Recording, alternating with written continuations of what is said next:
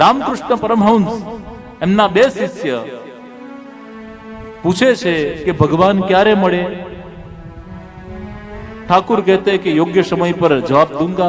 एक बार गंगाजीना किनारे स्नान करवा गया। બંને શિષ્યએ ડીપકી લગાવી ગુરુદેવે બંનેના માથા ઉપર હાથ મૂકી દીધો। શ્વાસ રૂધાવા લાગ્યો, તડફડવા લાગ્યા। ગુરુદેવે થોડીક ક્ષણો પછી હાથ લીધો અને બંને હાફડા પાપડા બહાર થયા કે ગુરુદેવ અમે મરી જાત, ગુંગળાઈ જાત, તમારો શ્વાસ રૂધાતો હતો।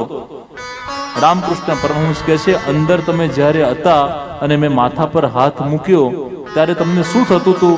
અમને બીજો કઈ વિચાર જ નતો આવતો, આમાંથી બહાર કેવી રીતે નીકળીએ, કેવી રીતે પાણીમાંથી માથું બહાર કાઢીએ, આના સિવાય બીજો કોઈ વિચાર નતો। ત્યારે ઠાकुर કહે છે બસ પરમાત્મા માટે પણ આવી તાલાવેલી લાગી જાય ત્યારે તમને સદગુરુ મળી જાય અને તમારું જીવન પરિવર્તિત થઈ જાય। ભગવાનના પ્રાપ્ત કરવા માટે સદગુરુ મળવા બહુ જરૂરી છે। રામકૃષ્ણ પરમહંસ ના પરમ શિષ્ય સ્વામી વિવેકાનંદ દરેક નગરમાં જાય અને પૂછે મોટા મોટા વિદ્વાનોને કે તમે ભગવાનને જોયા છે? બધા ના પાડે।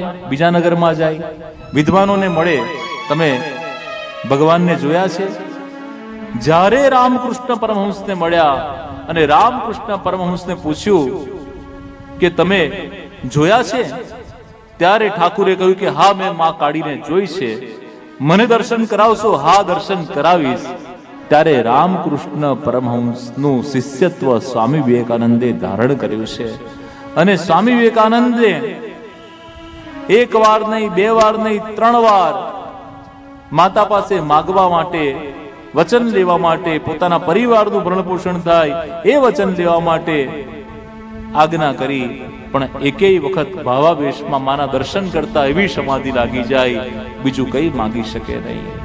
સદગુરુ જ તમને પરમાત્મા સાથે વિનિયોગ કરાવી શકે, તમને જોડી શકે।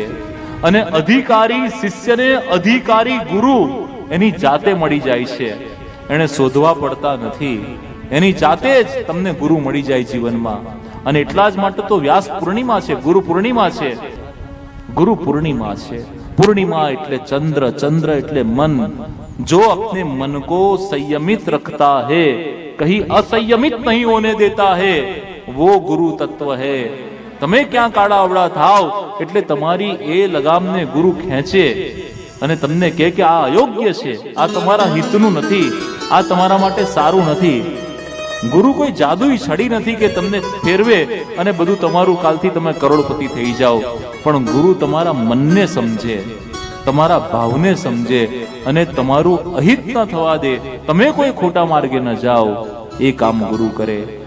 અને દરેકની અંદર કઈ સારું તત્વ છે, એ સારું તત્વ શીખવાનું કાર્ય કરવું એ ગુરુ તત્વ છે।